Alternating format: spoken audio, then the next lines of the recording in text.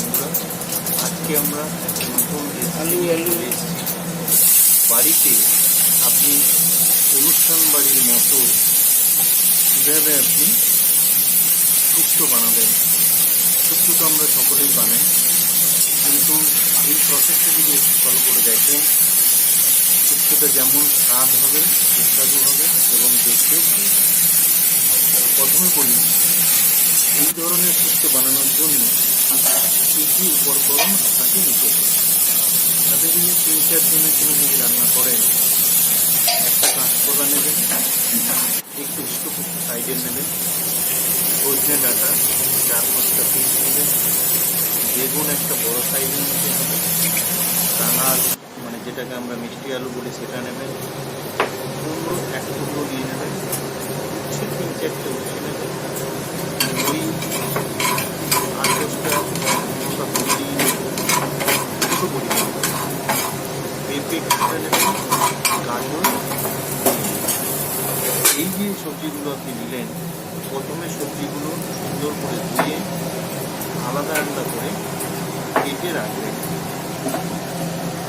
তারপর কী করতে হবে, আপনাকে একটা পাত্র নিয়ে গরম, সেখানে তেলটা একটু গরম করবেন, হাই আঁচে গরম করে ওই যে ছোট বড়িগুলো রেখেছেন ওটা লাল করে ভেজে নেবেন, ভেজে আলাদা করে তুলে রাখবেন।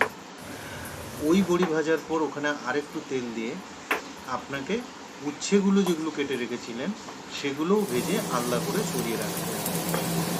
এর সঙ্গেই আপনি ভাজার কাজটাও শেষ করে নিতে পারেন। যে সবজিগুলো দিয়ে রান্না হবে সেখানে কিন্তু বেগুনটা দেওয়া যাবে, কোনো বেগুনটাকেও আপনি এই কড়াতে তেলেতে আলাদা করে ভেজে সরিয়ে রাখবেন। তার মানে আপনি 3টে জিনিস আলাদা করে সরিয়ে রাখবেন, উচ্ছে ভেজে সরিয়ে রাখবেন, বড়ি ভেজে সরিয়ে রাখবেন এবং বেগুন ভেজে সরিয়ে রাখবেন। এরপরে ওই কড়াইতে আরেকটু তেল দিয়ে আপনি একটু শুকনো লঙ্কা এবং 5 ফোড়নের ফোড়ন দিয়ে ফোড়নটা যখন গরম হয়ে যাবে আপনি সবজিগুলো এক এক করে আপনি দিতে থাকবেন।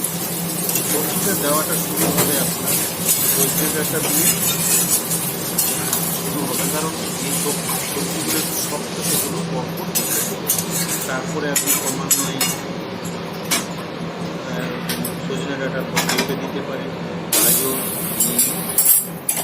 কাঁচকলা, মিষ্টি আলু, কুমড়ো এক এক করে যোগ করতে থাকবেন এবং নাড়তে থাকবেন। নাড়তে নাড়তে যখন কিছুটা ভাজা হয়ে গেল তখন আপনাকে ওটা একটু কিছু সময় ঢেকে রাখতে হবে, তারপরে একটু নুনও ওর মধ্যে দিয়ে দেবেন। আর এদিকে যখন ভাজা চলবে আপনার যে কাজটা হবে, আপনাকে আলাদা করে একটু আদা বেটে নিতে হবে। আদা বেটে সরিয়ে রাখবেন। সেই শিলনোড়াতে বা মিক্সিতে আপনি সর্ষে পোস্ত আপনি বেটে নিতে পারেন, কারণ আজকের দিনে সর্ষে পোস্ত তো পাওয়াও যায় বাটা। কিছুটা সময় যখন নরম হয়ে গেল একটু হলুদ ওর সঙ্গে অ্যাড করলেন, করে আপনি প্রথমে আদা বাটাটা দিয়ে একটু নাড়াচাড়া করবেন। কিছুটা নাড়াচাড়া করার পর আপনাকে ওর মধ্যে সর্ষে পোস্ত বাটাটা দিয়ে একটু গরম জল ওর সঙ্গে মিশিয়ে দিয়ে ঢাকা দিয়ে কিছুটা সময় আপনি রেখে দেবেন। 5 মিনিটের মধ্যে ঢাকা দিয়ে 5 মিনিট ঢাকা দিয়ে রাখার পরে আপনি তুলে দেখবেন সবজিগুলো ঠিকভাবে সেদ্ধ হয়েছে কিনা। সবজিগুলো যদি সেদ্ধ ঠিকভাবে হয়ে যায় তারপরে আপনাকে করতে হবে কি, যে এরপরে আলাদা একটা পাত্রতে আপনি কী করতে হবে, শুকনো দুধও নিতে পারেন, সেই দুধের দুধ গোলা জলটা করে রাখবেন। দুধ গোলা জলটা উপর থেকে আপনি দিয়ে দেবেন। দুধ গোলা জলটা দেওয়ার পরে আপনি একটু নাড়াচাড়া করলেন, দুধ গোলা জলটা সমস্ত সবজির মধ্যে ভালোভাবে মিশে যাবে। দেখে রাখুন সবজিগুলো ঠিক মতোভাবে সেদ্ধ হয়েছে। প্রয়োজন হলে আরেকটু ওতে চাপা দিয়ে দেবেন।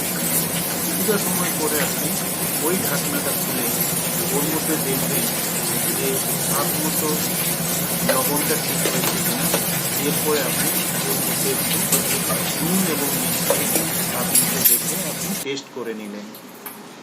এরপর আপনাকে কি করতে হবে, ওই যে গোলা দুধটা ছিল সেটা ওর মধ্যে আপনি ঢেলে দিন।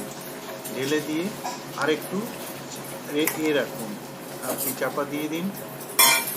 এরপর কিছুটা সময় আপনি সবজিটা খুলে নেড়ে চেড়ে আলাদা যে ভাজা করে আপনার রাখা ছিল, কি ভাজা ছিল, বেগুন ভাজা, উচ্ছে ভাজা এবং আপনার যে বড়ি ভাজা, তিনটে একসঙ্গে মিশিয়ে দেবেন। কারণ এই ভাজাগুলো তো বেশি সময় ধরে সেদ্ধ করার প্রয়োজন নেই। একটু নেড়ে চেড়ে দিয়ে আপনি দেখবেন যে জলটা যেমন সমানভাবে মিশে যায়। দেওয়ার পরে দেখলেন আপনার রেসিপিটা বা রান্নাটা প্রায় কমপ্লিটের দিকে এগোচ্ছে। এই সময় কি করতে হবে, আপনাকে একটা শুকনো খোলাতে 5 ফোড়নটাকে একটু ভেজে নিতে হবে। ভেজে সেটা আপনাকে আলাদা করে গুঁড়িয়ে নিতে হবে। গুঁড়িয়ে নেওয়ার পর আপনি ওই যে মিশ্রণের গুঁড়োটা 5 ফোড়নটা আপনাকে সমস্ত সবজির উপর থেকে ছড়িয়ে দিতে হবে। ছড়িয়ে দিয়ে ভালো করে আপনি মিশিয়ে নেবেন। এবারে ফাইনাল আপনি টেস্টটা একটু করে নিতে পারেন। দেখবেন সবজি আপনার রেডি। আর আপনার কড়াইয়ের যেভাবে সবজিটার সাইজ দেখে একটা বড় পাত্রতে সবজিগুলো আপনি নামিয়ে রাখুন, সুন্দর করে সাজিয়ে